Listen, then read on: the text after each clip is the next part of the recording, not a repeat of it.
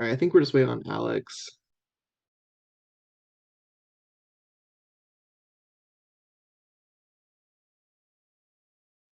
Yeah, do you want to give them till '05? That works for me. Okay.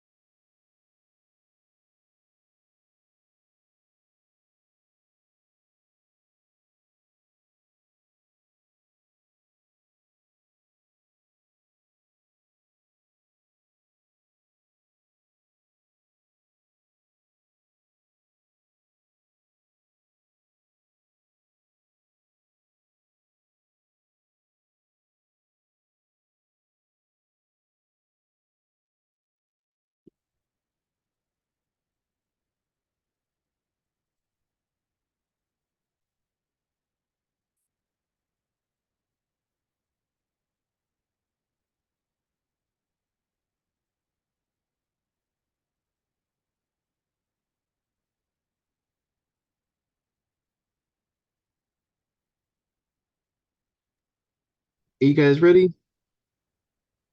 Yeah. Yep. Yeah.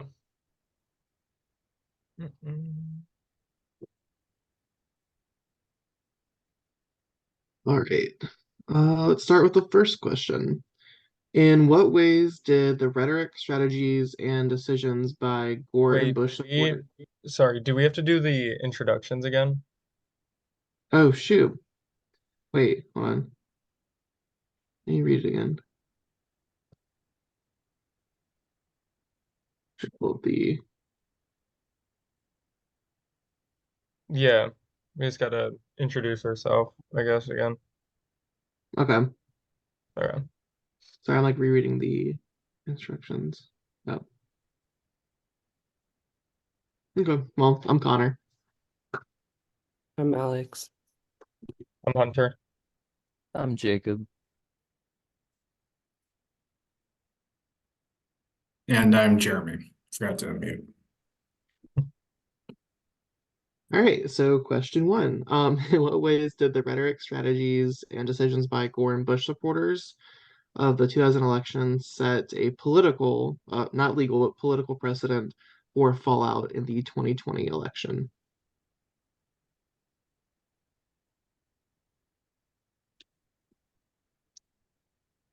I can go first, I guess, here. So I was using episode 4 and 5 to kind of outline this portion, mostly with the protesting of the Republican Party, especially during the vote counting when they stormed the hallways and tried to like demand that they do it out in the open, not in secret, even though the it wasn't really secret. It was more just trying to get the work done.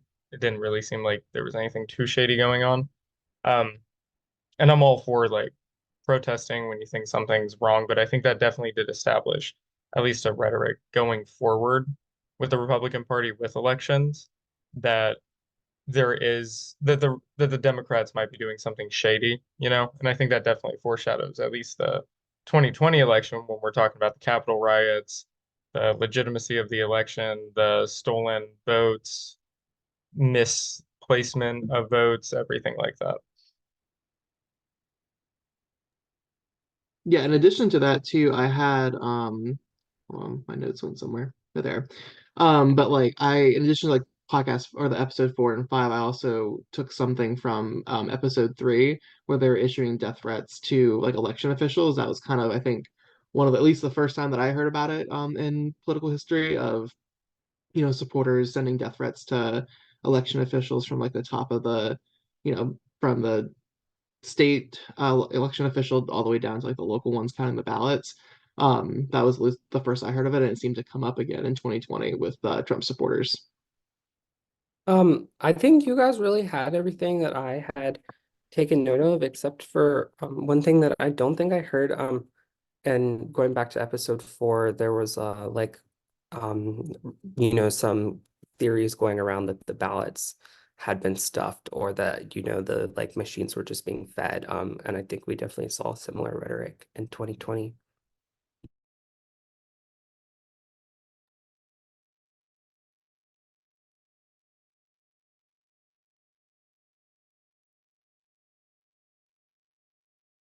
There was a another thing too. I'm not sure if you guys caught it, but I think it was in episode 3, I believe. I don't think I don't remember if it was 4 or 3, but Bush during this whole thing, he started establishing or he started announcing cabinet members and saying that he won the election before everything was actually really finalized with it all, which I think that kind of foreshadowed especially I the don't think it was, 2020.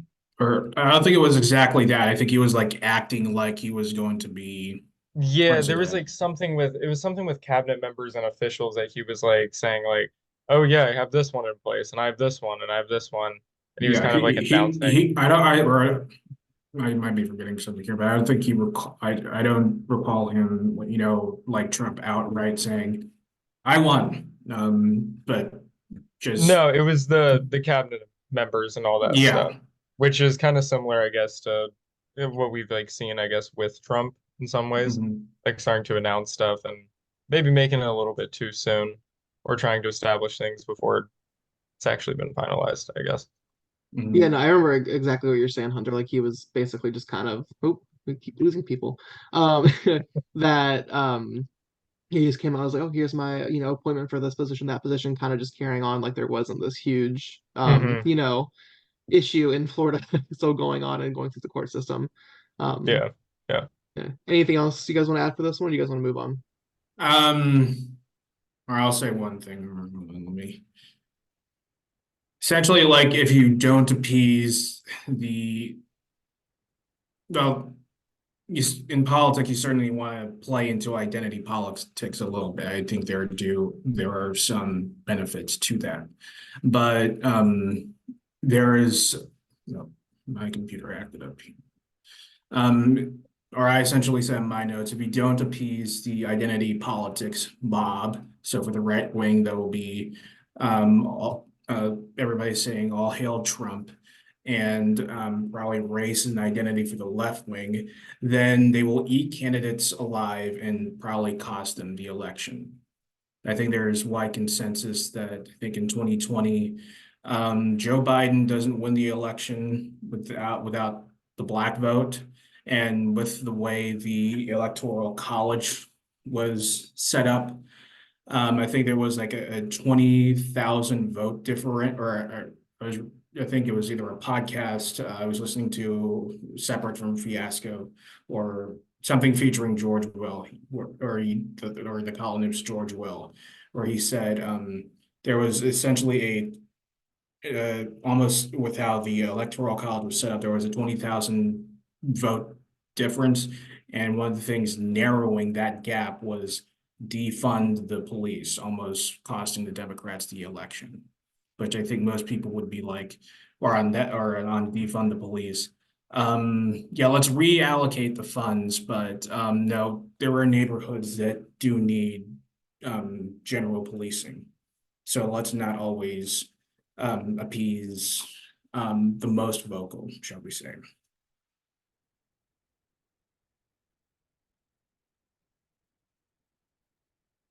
Okay, and then if Jacob is able to hop back on, we can ask him if he wanted to add anything to question one or the first question, question one.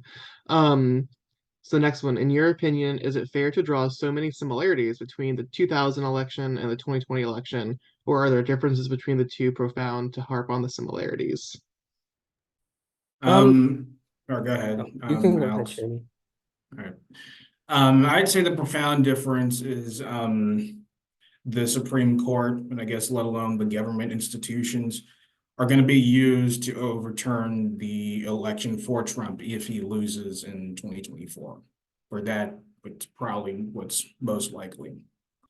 And Republicans only believe elections are legitimate if they win. And you will never see Trump again. You'll never see Trump concede the 2024 election if he loses. I mean, in 2000, both candidates believed in the institution of the Supreme Court would make a fair judgment, and the election was handed over to Bush. And when Al Gore lost, he did what every president does, concede the election, um, um, making sure that there is election integrity. So sorry for being slightly disorganized in that oration, but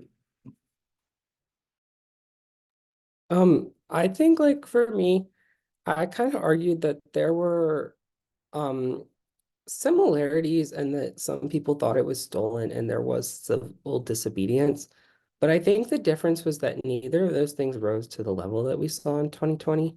And I also think in like 2000, it was this legal, complicated, like bundled mess. Like, and then in 2020, it was just like one person lost and was claiming that that loss was like illegitimate.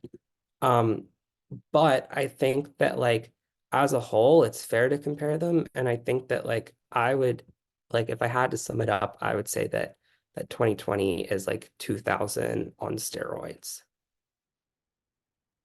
I'd agree with that. I think the biggest, like, well, the two biggest distinctions for me were, 2020 had like violence, where, you had supporters of one candidate going to a Capitol building trying to disrupt the official proceedings, and using violence against people, and wanting to commit violence against people they saw as like being complacent with, stealing the election. Um, that and like the other distinction I think is in the 2000 election, you know, I I think it's fair to say that there was legitimate concerns on both sides of how the process was being carried out, how the counting was going, and up until including like arguing that there was a lot of confusion on voters' behalf of how to actually cast your ballot for the candidate you wanted to. And I think those were all kind of like legitimate concerns that like, regardless of who you were supporting, you could agree, okay, there's, some confusion here. The 2020 election though was just like there was no basis for um what one side was saying, and it was repeatedly proven in court case after court case, that there was no basis for what Trump was saying or arguing, and so I think it was kind of just a bunch of misinformation, to be honest, and so I think that's also another like key distinction to make between the two. Yeah, that was what my answer kind of was with you, Connor. I think the core issue between the two, like you can say it was the 2020 was a stolen election, right? But I mean, there was no real basis for the claim. At least in the 2000 election, there were some legitimate basis with it all. And I think if you are going to compare both of the elections, you're going to have to use Trump and Gore as both of the two. And both had two completely different behaviors throughout all of this. And I'm not saying Gore didn't like have those moments where maybe, or Gore's team, Gore all too much, but he had those behaviors of Trumpish type of stuff. Like especially there was the overseas ballots in episode 4, 5, I believe, 5, I think, where they were thinking about not doing it after the Heron memo came out. But then the Lieberman came out and was like, yeah, you can't really do that. All votes have to count. But he called out both teams on that. Um, but at least Gore, throughout most of the process, though, he was trying to adhere to some type of democratic process with all this, and at least some peaceful transition of power. Because there was even in the second episode, he was talking about like when the first results kind of came in, he was like, "Oh, well, I'm just gonna throw my hands up." But then his team was like, "No, no, no, no, no, no, no. You can't do that." And then in like episode 4, the same thing happened again, where he was like, I'm just gonna throw the towel in. He was like, no, no, no, no, you can't do that. But with like Trump, we never saw that. It was even into today, we're still having this whole thing like the 2020 election was still stolen, I guess, in some way. And the behaviors of like the January 6th insurrections, the media issues. I don't know. I think like there are similarities, I guess, for that framework that we talked about in the previous question with like the rhetoric. But I think as a whole, I'm not sure if it's too much of a comparative thing to have. Yeah, certainly the biggest difference is that, maybe the starkest difference is Donald Trump was the first president in history to interrupt the peaceful transfer of power. No other president has done that. So, talking about a slippery slope, Democrats might have, I mean, lid, I wouldn't say, let me follow through. I completely forgot what I was saying, but if Trump is, or sorry, if Biden's reelected, and um, Trump goes whiny little bitch mode, then sorry, um, yeah, you'll probably have to, yeah, my mind's a mess. I'm sorry, I forgot what I'm saying. But yeah, I think you get the instinct. Sorry, go ahead. I didn't even cut you off. I forgot what I said. No, no, you're good. No, I was gonna say like what Hunter was saying though about like that at least I can remember more examples of like Gore kind of respecting the process. I'm sure Bush did too to a certain extent, but even like when the Supreme Court sided with Bush in the case, I remember in episode 6 he texted one of his advisors like, hey, make sure no one is trashing the Supreme Court. I respect them as an institution, even though I disagree with their ruling. So it was kind of like respect like the entire way through from election night to like the finality of Supreme Court saying, okay, it's over kind of. But also I'm gonna send a message to Jacob to see if he's like having issues hopping on. So anyway, you guys ready to move on to the next question?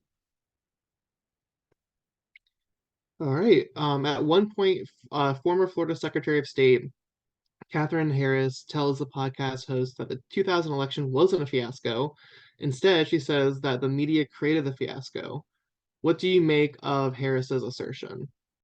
So this is, I'll be honest, I I didn't agree with everything Catherine Harris did, but I like over the podcast had kind of learned to like respect her enough as like an official. Um, um, so I feel like here what she's really doing is she's really trying to defend herself and she's saying, I didn't create the fiasco, which I agree with. I don't think the fiasco was created by her, but I do think it was a fiasco. And even though I don't think she's responsible for it, I think like it was still there. She obviously wanted to follow the law. And I think you truly can hear it in her voice that she thought she was doing everything right, like especially in episode 3. And then in episode 5 when she certified the winner. Um, but I think obviously she had some bias, but I think like a Democrat in this position would have had bias too towards Gore. Um, but I think the fiasco is due to the parties, really, like in episode 4 and 5, when it's revealed that like they're being kind of hypocritical and that they're both challenging each other's votes while trying to score their own votes. So I really think that's where the fiasco comes from, is like the parties in the two campaigns. Yeah, I started off this I started off this question. I was just kind of like cough cough bullshit. Because I mean, I think everybody played a role in making this a fiasco. Like it wasn't just the media, it wasn't just Catherine Harris, it wasn't just the Gore team, it wasn't just the Bush team, it wasn't just the Supreme Court. I think everyone kind of did. But even for Catherine Harris, I think saying that during that episode or in episode 4 where she was talking about it was after the Florida ruling, I believe, with it was like Friday. She was like, yeah, I gave them more time than was needed on like the Friday, but it was like, well, the issue said Monday, you know, and there was like no reason for you to have it open on Sunday, until 5 p.m. You could have just let them have like you could have closed it, gave him till 9 a.m. because it would have been almost impossible to actually count all those ballots before that time, you know? But I mean, that was like a whole other issue. But I think the press releases that I think everybody did as well, like both administrations, I think that opened up a Pandora's box into like way more issues that were needed. Like probably like they didn't need to go out and start talking stuff. Like previously before we were talking about like Bush with the cabinet members, that probably wasn't needed. You probably started stirring some shit. CBS or was it CBS, NBC, all of them, the Meet the Press stuff when they were using the BNS model, the projection stuff. Yeah, you knew like you didn't like it was already an inaccurate model to begin with, a little bit, that you could have been predicting it too early, and there was no real need. Like you did that willingly and started calling the election before. Um, I guess honestly, the only thing I think that maybe the Lieberman thing where he kind of called out both teams being like, you can't pick and choose which votes you want to count. That was maybe like the only thing that I think was like pretty even keeled throughout all this. Everything else it just kind of contributed, I felt like. I agree with that, but like I have to push back against like the Catherine Harrison taking the votes. Like the way I thought of it was like different people have different philosophies surrounding like accepting late stuff. Like, and I feel like we even see that like with professors. And I think like it's not like she didn't give them a deadline. Like I think it would have been a very Yeah. different situation if she was like, oh hey, like they're due like Friday, and then all of a sudden she's like, oh, I'm not taking them past Wednesday. But I think like her not extending the deadline, like you just I feel like that falls on the local officials because you can't anticipate that someone's going to extend an already established deadline.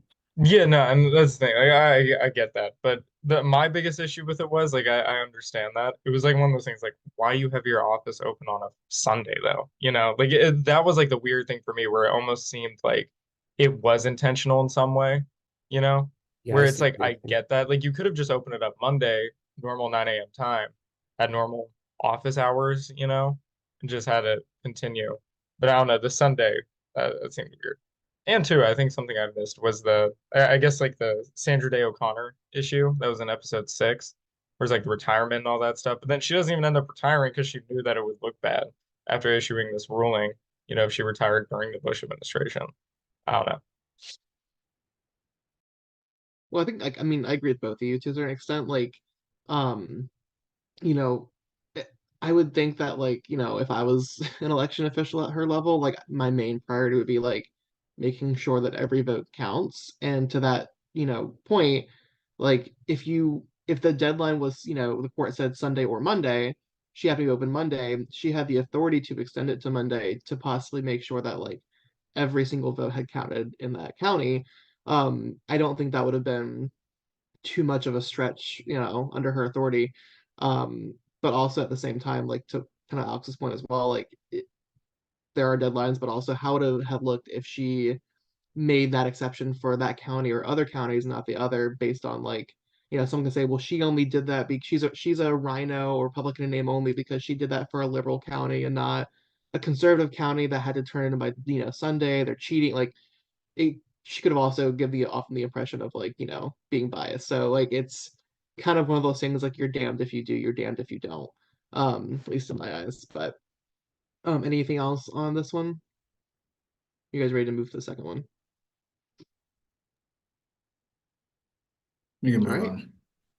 on. Justice Stevens, in his dissenting opinion, wrote that we may never know with complete certainty the identity of this year's presidential election, but that didn't stop the media from conducting a forensic post-mortems after all was said and done. What do you think about the media's assertion that they had a responsibility to investigate who really won the election?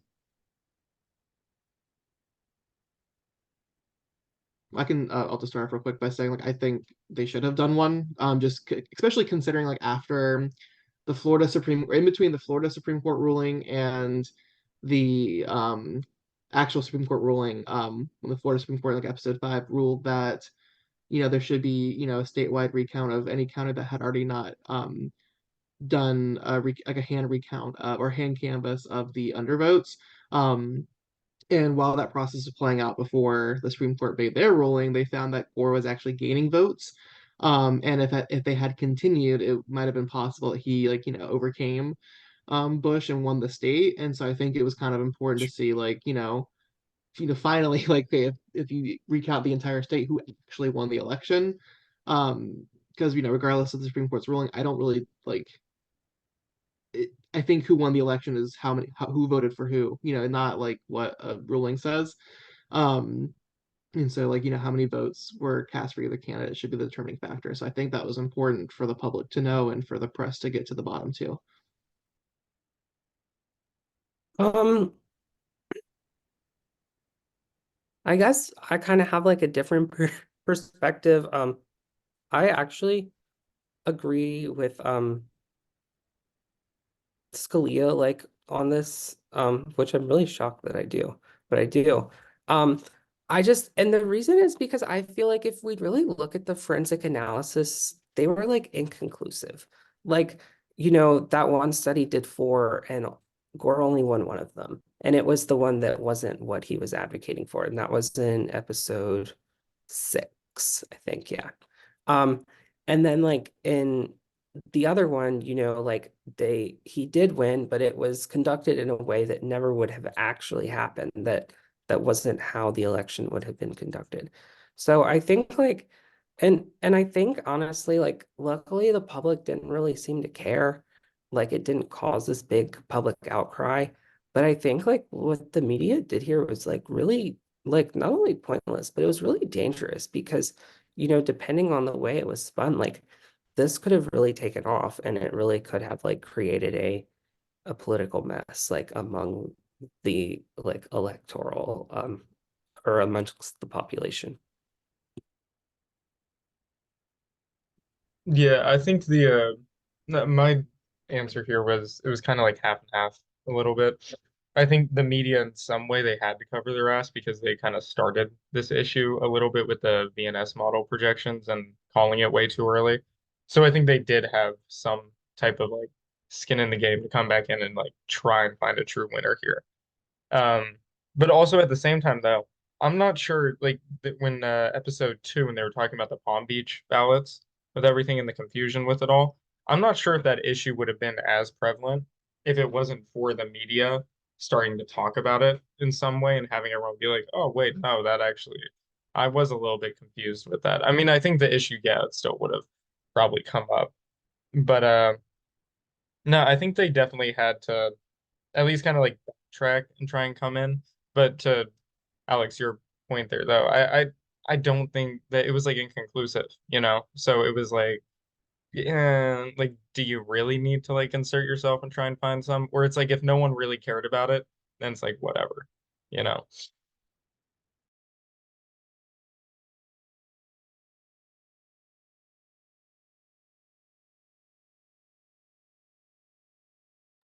Right, sounds like we're ready to move on. Well, Yeah. Alex, Do you you want to have say something? anything to add, Jeremy? Um, yeah, or I don't think it'll add much, and I'll admit this is maybe one question that I'm kind of like fuzzy on, or so forgive me. Or what I read down my notes, I think lots of news media coverage alluded how Gore was supposed to be president, whereas, and this was a point that we alluded to earlier in like one of our first questions, Bush wasn't like pronouncing that publicly and already interviewing officials to fill his cabinet. That's all I had.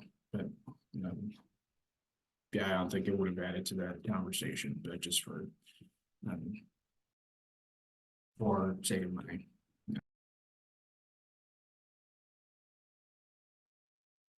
All right. Imagine that social media existed in 2000. And she put it didn't, and only about 40% of US households had even had internet, which was very slow. But in your opinion, how might social media and or other communication technologies have impacted the fallout of the 2000 election, either the mass public or the political actors involved in the election?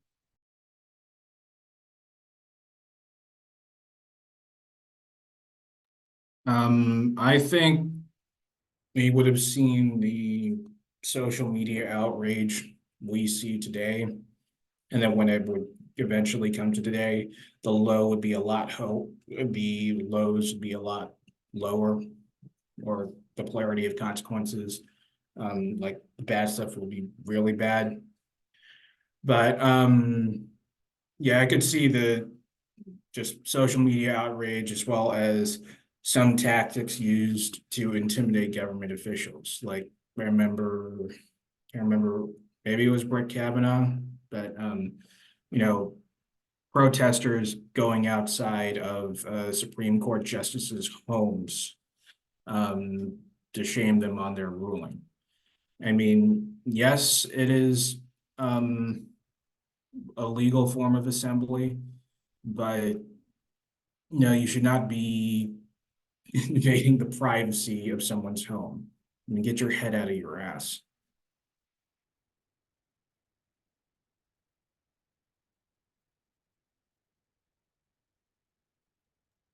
Yeah, I had a little bit of a different answer.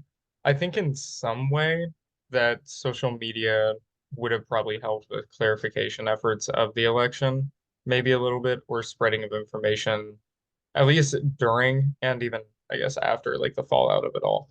I think a lot of people they came forward after the voting in the 2000 election with the Palm Beach ballot confusion, and that was just with media at that time, which was less, I guess, like it wasn't as fast as we have it now. You weren't able to interview as many people and get it out there. Um, but I think if social media was around, I think it would have helped maybe address the issue even before I said, even before the ballot even came out. Like maybe social media could have helped with, I don't know, like before the ballot, the whole Palm Beach issue happened. Like people could have been circulating it around, or some type of look at the ballot could have happened, and people would have been like, "Yo, what are you talking about?" Or there could have been a, I don't know, like a information thing of how to use the ballot.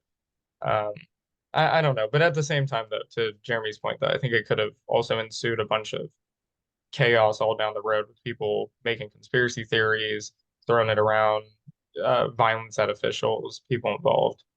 It could have gone both ways. Yeah, but Um, both can be true. Yeah.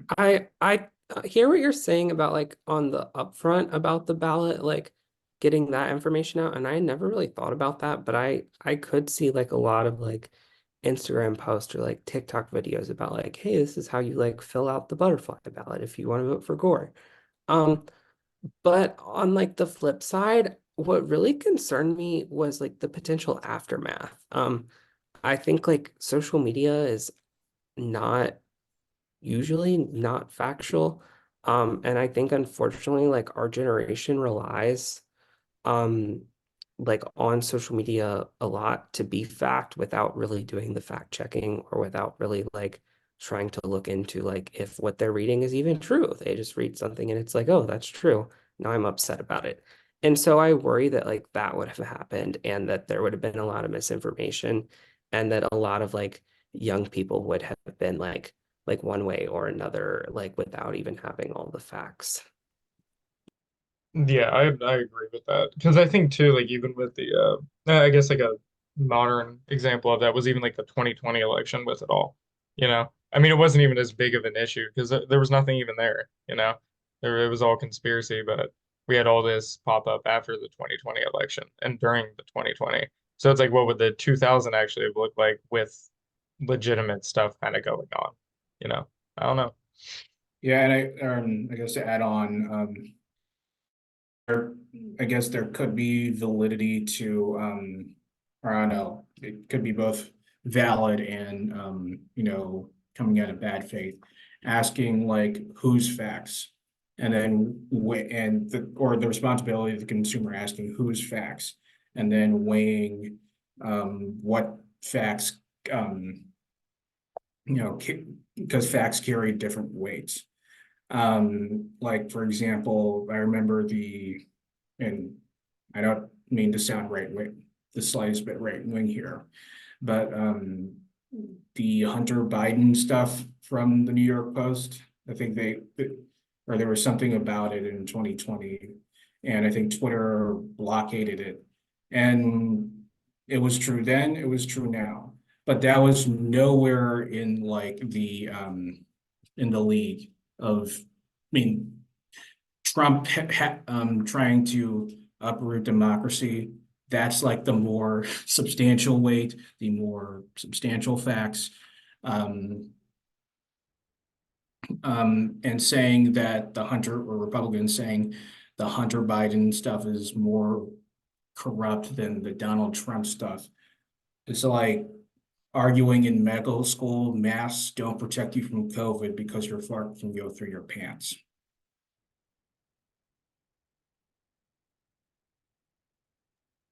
Okay, anything else before we move on?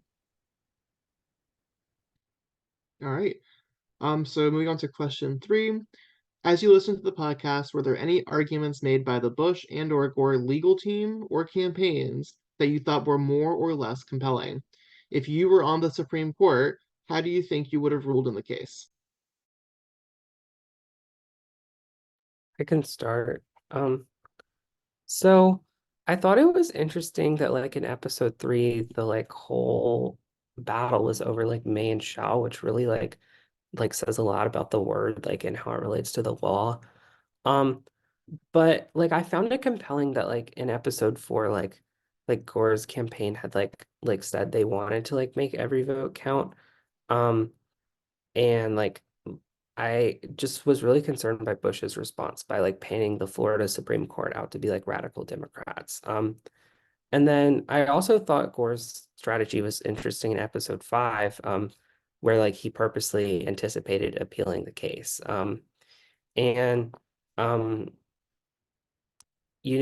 like then like going back to Bush, like in episode 6, like I wasn't really impressed with like what he had to say about the Florida Supreme Court again.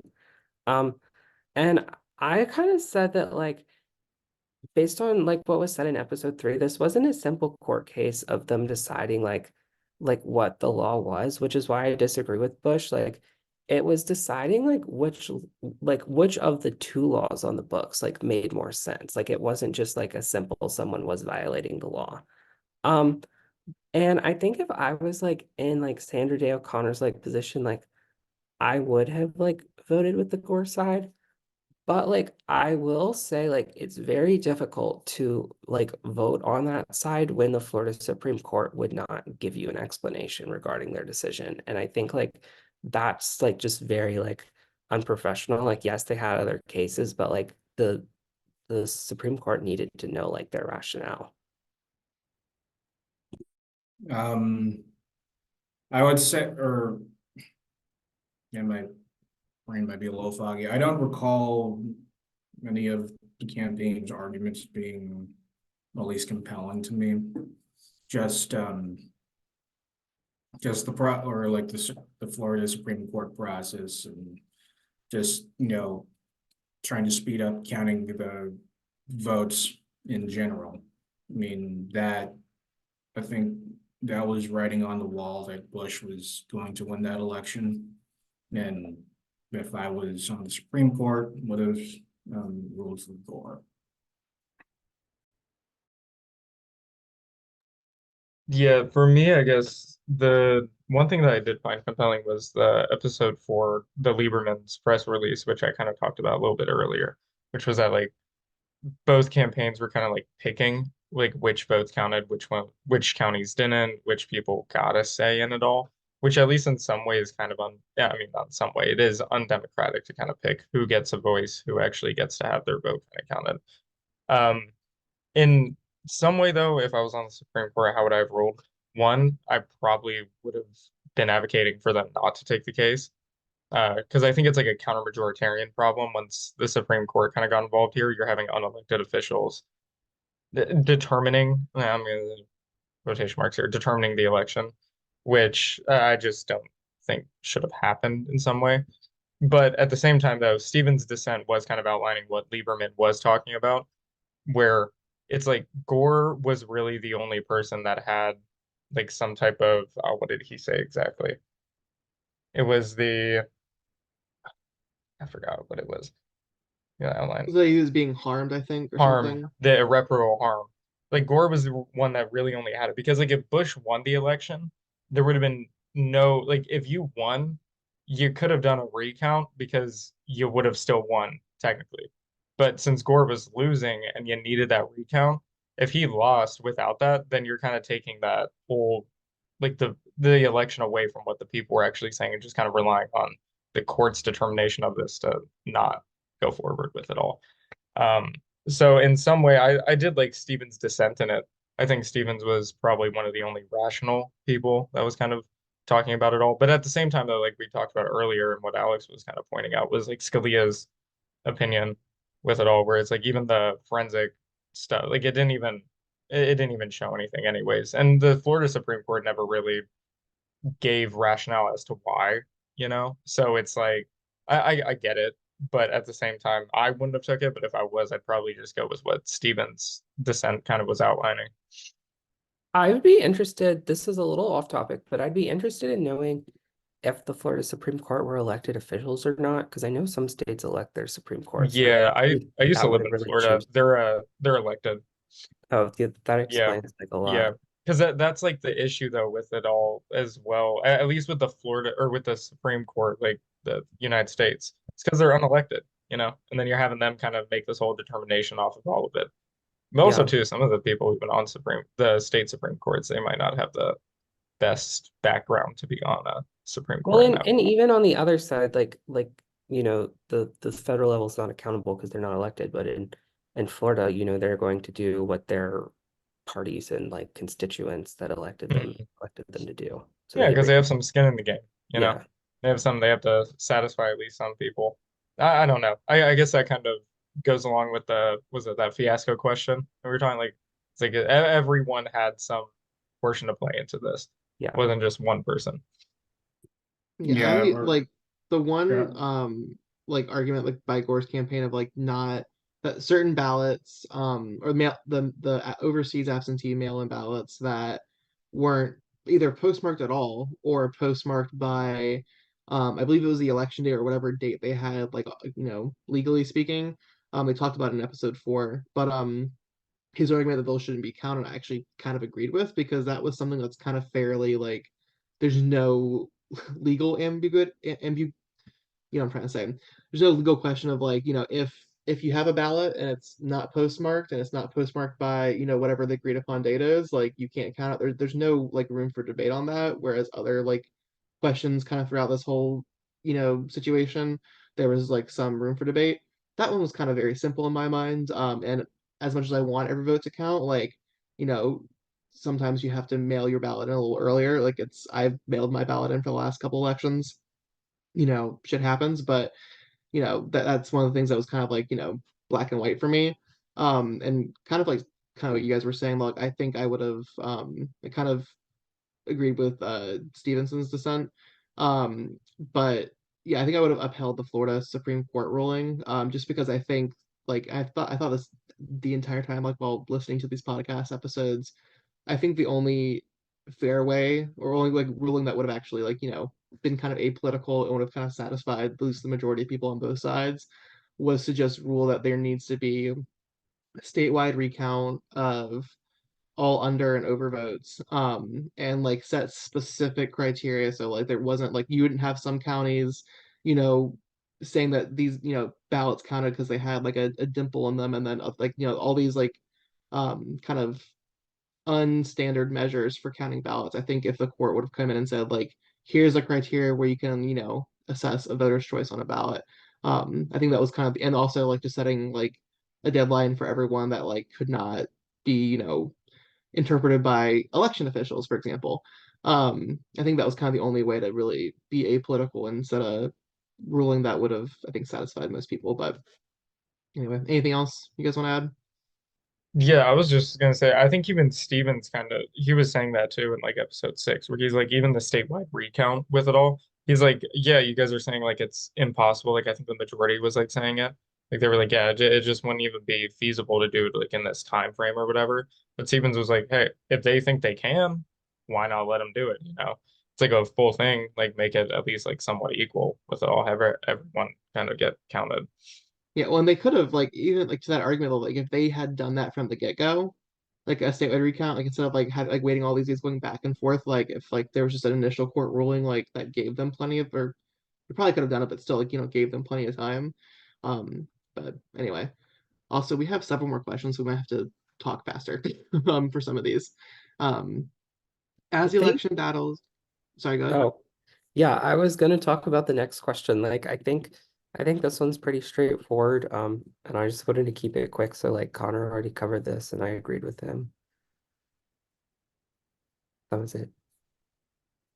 The Wait, which question? I'm sorry, the next we one. didn't read it yet. The election battles one down one. Yeah. All right, anything else anyone wants to add on that one? Are we supposed to read every single question? I cannot do that if you guys want me to. I don't I know if think I'm there's. not sure. I combined the last two questions in this section because I think they both kind of like pertain to the same thing. It was the as election battles wound down, one of Gore's aides told him it was wrong to shoot you, but you're still dead. In what ways were the courts, particularly the Florida and the U.S., damned if they did, damned if they didn't? And then, in your opinion, was there any way that the American public wouldn't view the actions of Bush, Gore, the courts, and the other characters in the story as being politically motivated? Which I think we've kind of already like talked about in some way. yeah, Yeah. So we can. I mean, we've already talked about it. We can kind of move over that one if you guys want. yeah, that's Yeah, does fine. anyone else Sure. have? I think she'll be like fine with it as long as like it's clear that we all listen to the podcast, really. Yeah, because Yeah, what I put in there is the same, like, two sides are on campaigns. You damn if you do, damn if you don't, because hmm one side's going to be unhappy. So I think we already, you guys touched on those two. yeah. Um, But all right, also and the then Yep. you're courts too. They would have just a little more like they would have been put in like a tough position as well because they would have had backlash from like either side if they didn't end up like doing anything about this, you Yeah. know. And then too, I same thing. I threw like the counter majoritarian issue in here, and then like the Sandra Day O'Connor, I guess, from Well, episodes. and I like had quoted like Sonia Sotomayor, who like once said that like the idea that like non-elected courts are partisan is erroneous. And like I agree Hmm. with her from like a scholarly standpoint, like, but I think the American public will always disagree with that. Um, and I think like the idea of partisanship, like and parties like pissed off a decent chunk of Americans, which is why like Ralph Nader got like any type of support mentioned in episode one, like aside from the votes that were meant to go to Gore. But Yeah, like I think that I don't think there was a way where like the American public wouldn't have been pissed and wouldn't have found their actions to be politically motivated. yeah. We still talk about that the Bush v. Gore case today, like even about being like one of the quote unquote like worst court rulings, or at least like controversial, you know. At least in some of my legal classes, we've talked about that before, where it was just the court overextending in some way, which is what's seen by like legal scholars, I guess. right. In your opinion, was there any possible way that the American public wouldn't view the actions of Bush, Gore, the courts, and other characters in the story as being politically motivated? No. Yeah, I mean, yeah. I don't think there was really any feasible way. I mean, I already talked about this before. It's like, the only ruling I could have thought of that would have been like kind of apolitical and like transparent was, statewide recount with setting like explicit parameters, but I don't know if the court would have ever even considered doing that. So, you guys want to move on? Yep. Cool. Question four. What did you know, if anything, about the 2000 election prior to listening to the podcast? For me, or the ruling being controversial, and then that infamous picture with that bald guy holding the ballot up and looking through the holes of that um ballot to count the ballot. All I knew was that like it was between Gush and Boer and there was a case about it. And what I thought that had happened was really simple. I thought that people were mad at Gore, so they voted for the Green Party. And then the Supreme Court came in and said, oh, these like, and Gore wanted the votes to count for him, and the Supreme Court came in and said no. And obviously, it was so much more than that. And that was really all that I thought had happened.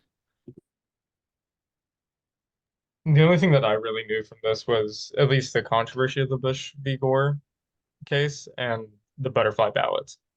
That was it. I honestly I didn't know about the Green Party, the Homestead Airway, the what was it, the Alina Gonzalez, like back in like episode. I didn't know about any of that, like all the behind the scenes stuff. Yeah, the Yeah, only thing I kind of knew was like hanging chads and that like there was like conflicting totals between like one that had Gore up, one that had Bush up. Sorry, I didn't mean to cut you off, Jeremy. I was just gonna say, maybe some of the names from was reading the paper beforehand, not on just this issue, but like just, casually or like, delving into politics and, or just reading the paper and certain podcasts in general. Some of the names like Elian Gonzalez, that seems familiar, probably now thinking about it, but yeah, it's just the podcast just acting as a refresher in general. Like, yeah, that's all.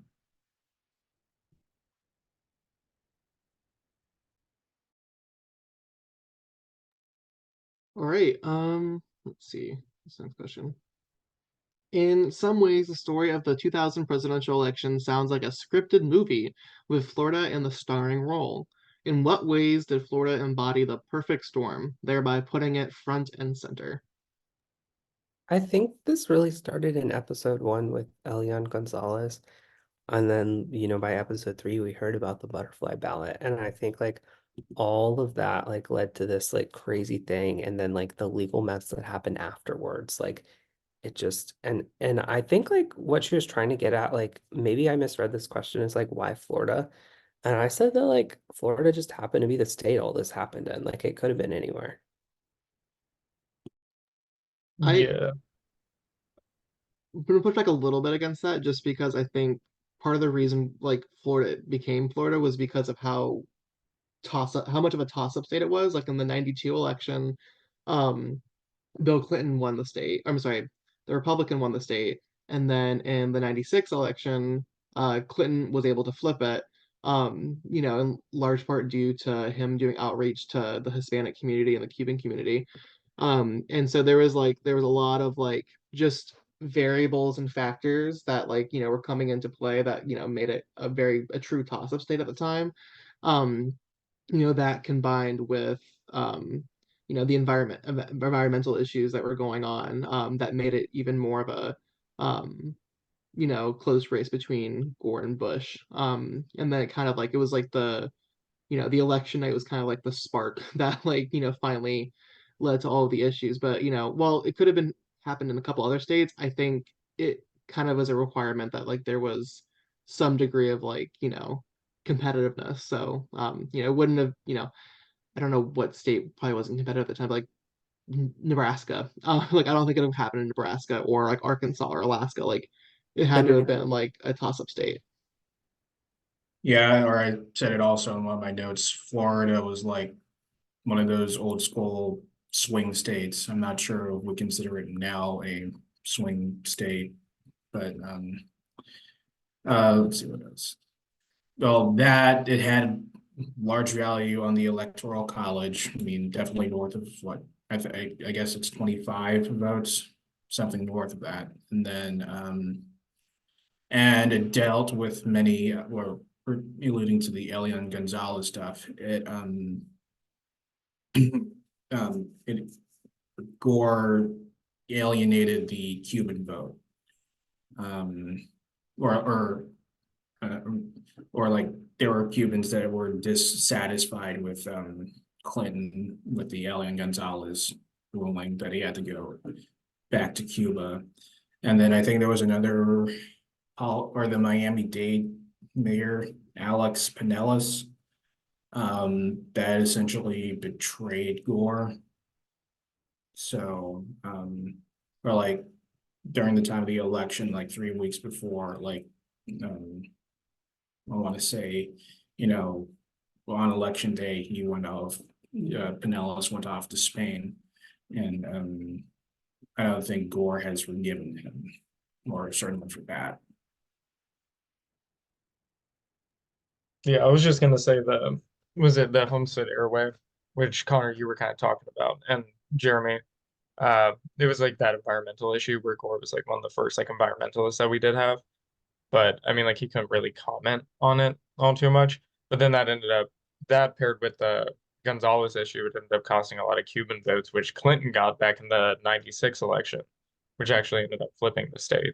Yeah, Um, Homestead was under a, what is it, it was an right next to environmental, yeah, it was yeah, right next to the was it the Everglades. It was like it, a reserve. Yeah, that they because it had got there. destroyed by a hurricane, and I think Gore Hmm. wanted I'm not sure if it was an environmental review or something, but Yeah, he they wanted wanted the to. process to play out first before commenting on it. And I Yeah, they think, wanted to make it into like a commercialized airport, I believe, and that kind of went against Gore's things. But he didn't comment on it because it would have caused like a legal issue if he did.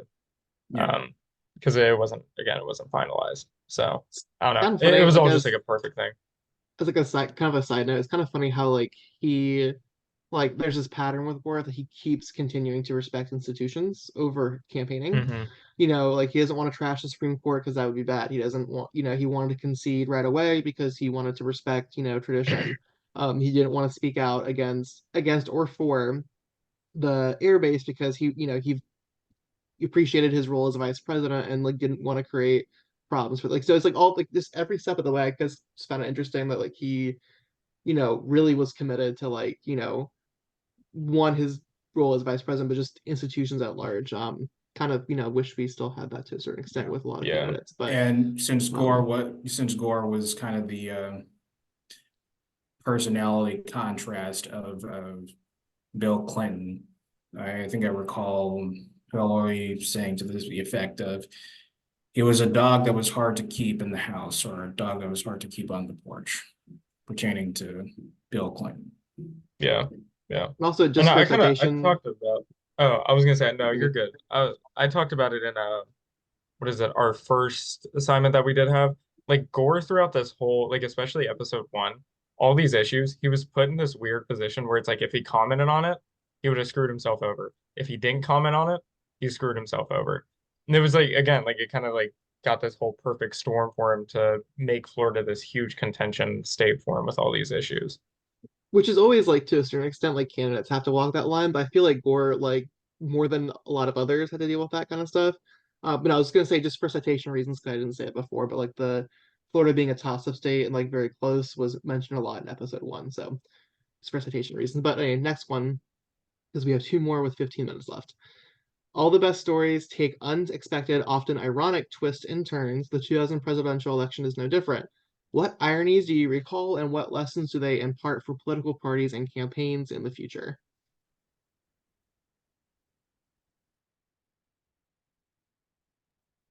One that I noticed, even though I happen to agree with like Gore on this, in episode four, was him saying, we need to make sure we count every vote. This is like, post election night, make sure we cast every, we count every vote. We want a true, account for the election.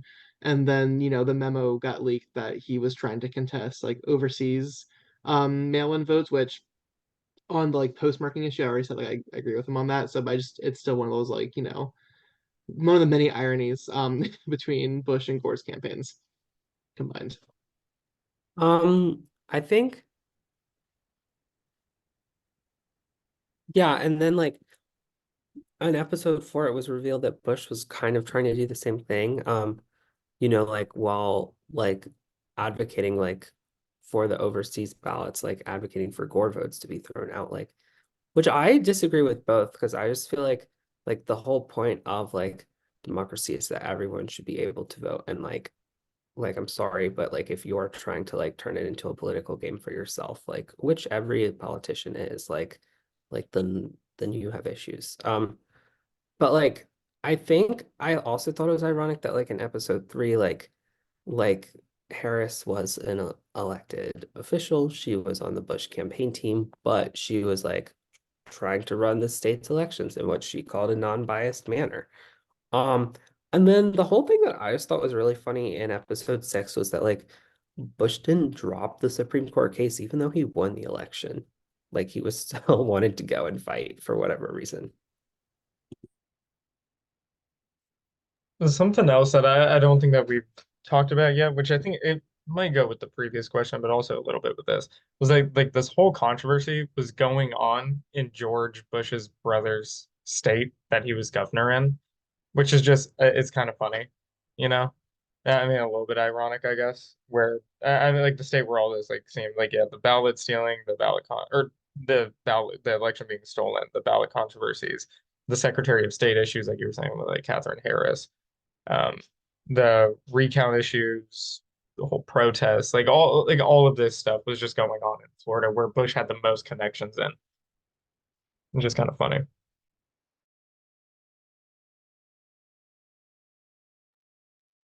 All right, anything else for that one? Or are you ready for the last question? Proceed. All right. In your opinion, what were the most maddening moments of the podcast? That is, at what point is in the podcast, if any, did you become more ex or most exasperated, disappointed, etc., wanting to, break your computer or phone and, sorry, that was me trying to be funny. Um, anyway, what do you guys think? For me, it was episode 3 with the Florida Supreme Court. It was just really interesting to follow. I was really shocked that like Florida did not used to be this like Ron DeSantis like hard right state. Like because I don't really know m- I don't really like delve too deeply into like the history of it all. So it was really interesting to learn that not that long ago, like it wasn't really like the way it was. And then I know like sorry, I think like another thing was like I was not gonna lie, I was a little bored in the beginning. Like I didn't understand like what that story was about, but then like the context made like so much sense as like the podcast went along.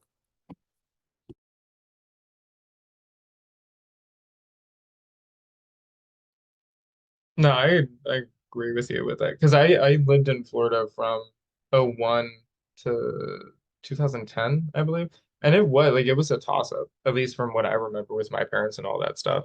Like it was fairly close elections for a while. What year did you say Uh, that was? Just out of curiosity. What huh? year did you say again that was? That was a toss-up for you? '01 to 2010, I lived in Florida. So it was like just after. My parents were living in Florida at the time during the 2000 election. But yeah, no, it wasn't as Rod DeSantis-esque Trumpist, I guess, as it was back then. But I don't know. I think the Sandra Day O'Connor issue it kind of irked me a little bit when I was because it was biased in some way with all of it. Like it was like I don't know, like her husband had was it dementia, I believe, or at the onset they were talking about in episode 6. And it's like like she issues this ruling, but then like doesn't even like retire, which was like the whole point of this anyways. Well, I and not really the whole point, but I think you have somewhat. to remember too that like Sandra Day O'Connor was like a Republican elected official in Arizona, which is why Yeah. really like we should separate like the judiciary and like not make like turn these like state senators into like Supreme Court justices. Yeah, yeah. And honestly, though, let's be completely fair here. Sandra Day O'Connor was arguably one of the worst Supreme Court justices that we've had off of all the rulings. I mean, I think even after they were talking about in episode 6, once she got out, like most of her majority opinions just got overturned within the first 6 months of her getting out of it. But yeah, no, that kind of irked me a little bit. And with the Florida Supreme Court throughout that whole process, not giving at least reason for everything. It's like, okay, this could have been so much easier if you guys just said something, you know?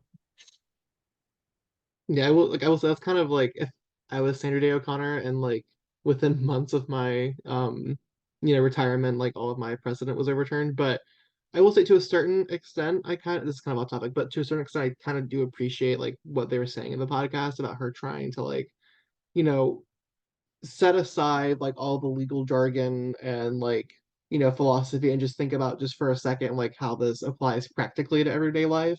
Um, I feel like a lot of Supreme Court justices and just judges in general don't really do that, which like, you could say maybe they shouldn't, but like, I think it's kind of refreshing, at least for someone who, I don't plan on being a lawyer. I have no interest in that. And for like everyday citizens who aren't lawyers and don't understand like all this like, legal minutia, like that there's someone that was kind of thinking like, okay, how does this actually, impact people everyday's lives? Anyway, I kind of appreciate that personally, but um anyway, the two things that kind of frustrated me the most was that the Florida legislature was kind of stepping in and or at least attempting to step in and try to send their own slate of electors to the I'm not sure if it's January 6th every time, but like the proceedings that like they count the elector ballots in Congress. But they were kind of like trying to convene and interfere that way. They talked about that in episode 5. And then kind of going back to the Supreme Court in episode 6, where the ruling that they issued um, didn't set any precedent for future courts to follow in situations like this, which, on one hand, I get why they did that because it was a very like specific case, but at the same time, I think there was a lot of stuff there that they could have set some precedent on because now we're kind of at the point where um, if something like this happens again, like, I hate to say it, but possibly in 2024, if there's issues like this, uh, there's nothing for courts to really follow in that regard. In terms of like that kind of scale, at least from the Supreme Court, there might be some from like appellate courts and district courts, but not, the US Supreme Court, which would have been, helpful. But in even, I don't know how possible it would have been like legally speaking, but it might have been nice for them to come back out because there's a timeline they had to issue this ruling on, which I get, but they also might have been able to come back maybe a few months prior with a more lengthy legal opinion that kind of addressed some of those precedent issues that's still in line with the original ruling, but just kind of explains more that like, what their thinking is and what the precedent should be. Because now we're kind of, like I said, we're kind of at a point where like there's not really any guiding, precedent. So those two things kind of stood out to me as being frustrating.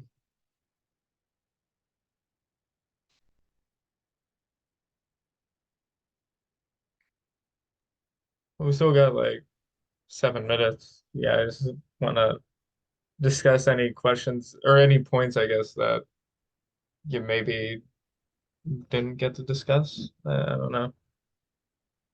Or I think I might have something on the last question. Not just for this, but the this multiple elections, the Democrats' theme of yes, they are generally the better product over the Republicans, but they are always fighting two opponents. The Republicans trying to uproot government processes and Democratic or the excesses of the Democrat Party or the Republicans and the Democrats themselves. Those are their, and the two examples of that being, I guess the environmental case and the Cuban or the Cuban vote. And yeah, no, just that theme in general. I mean, the one I could say about the environmental stuff, I mean, might be slightly off topic for Homestead, but the environmental review and just like today we can't build anything fast because of environmental reviews and stuff like that. Like California's high-speed rail, it's definitely a beautiful project so far, but no, it's been delayed by just consultants at the trough. And I think I saw in the news like San Francisco had to build, or it cost San Francisco $1 million to build a toilet or something to that effect. But anyways, sorry for my rambling.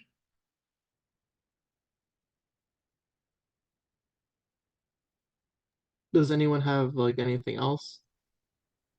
No, if we reached our time limit, then I I'm think good. she said we have to talk for an hour, right? Not the whole hour and 15.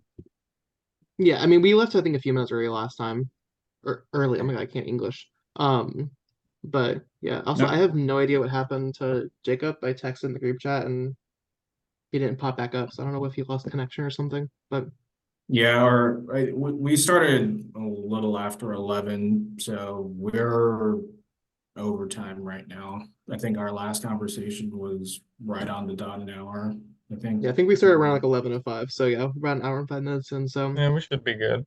you guys are All good to right. peace out. All Okay. Yeah. right, See you You All right, have a guys. Thursday. good day. good job, guys. Bye. Woo.